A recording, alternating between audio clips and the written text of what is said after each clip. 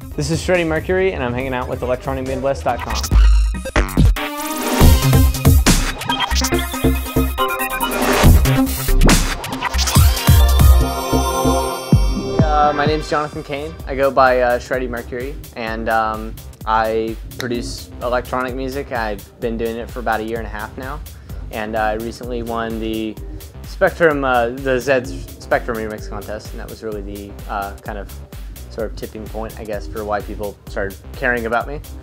So outside of that, this is one of the first shows I've ever played, and so it'll be interesting. Well, I've actually been a guitarist since I was 8 years old, and so I've known music for a very long time. I dabbled with Reason.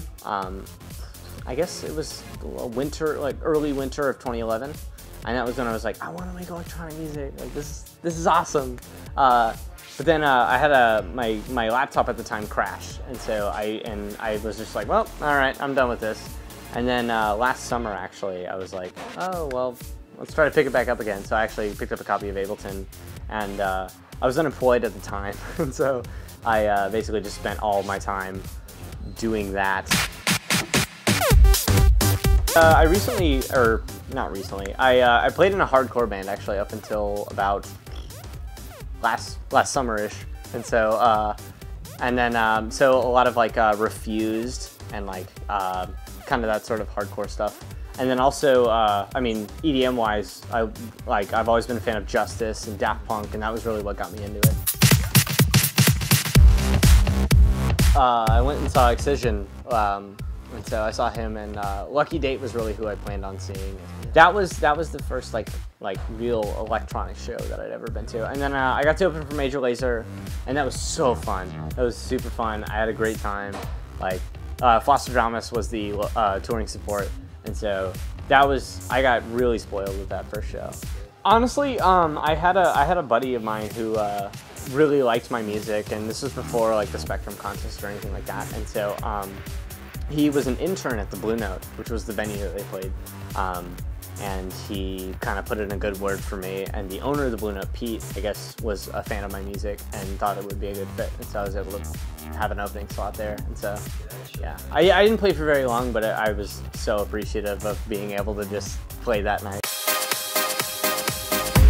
Well, when I first started playing them, I was pretty much like, I'd make like a set, and then I'd be like, I'm gonna go one song, and I'd make sure everything was like super meticulous and knew exactly I'd set hot cues for like the exact measures that I knew would take to get to the drop of the next song, things like that. Lately now it's been pretty much throw a giant pile of songs into a playlist that I think would go well in somewhat of a like I use a program called Mixed in Key, and it separates things by a key scale called the Camelot scale. And so I'll put them kind of in order, and then I'll kind of fluctuate up and down from there. And so it's gotten a lot less like strict, and so, but more fun in the process.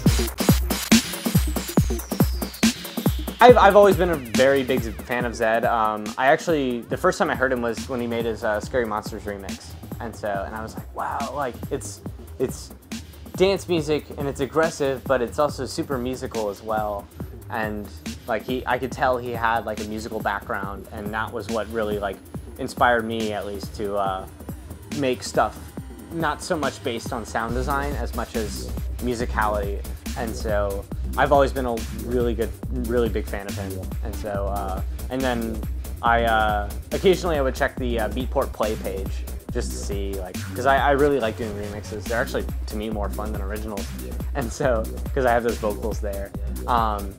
And noticed that he had it was like the day it was announced too, and I was like, I have to do this. I have to do this. And I had a riff, actually, that I've been sitting on for like a week or two, close to a month maybe, and noticed that Matthew Coma's vocals actually fit extremely well over the riff, and so I was like, I have to do this, I have to finish it. And so it actually was really streamlined. It didn't take me very long. I wasn't really hung up very much on any part of the production process of it. So, and then I just put it out, and then it did infinitely better than I thought it was going to.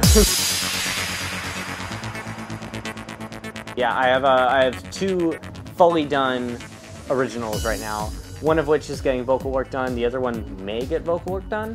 One will be released through as far as I know, Section Z, which is the label that I used to release Mount Cleverest. And so I want to release them through them. I love them. Shannon, who runs it, is awesome. And then the other one is still really up in the air with vocals and that sort of thing, but I have high hopes for it. And then I kind of have like 30 or so like just random riffs that I have no idea what to do with yet. I'm excited to see where things take me. I don't know.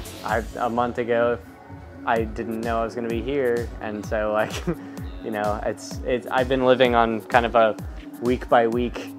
Still have no idea where I'll be in 30 days.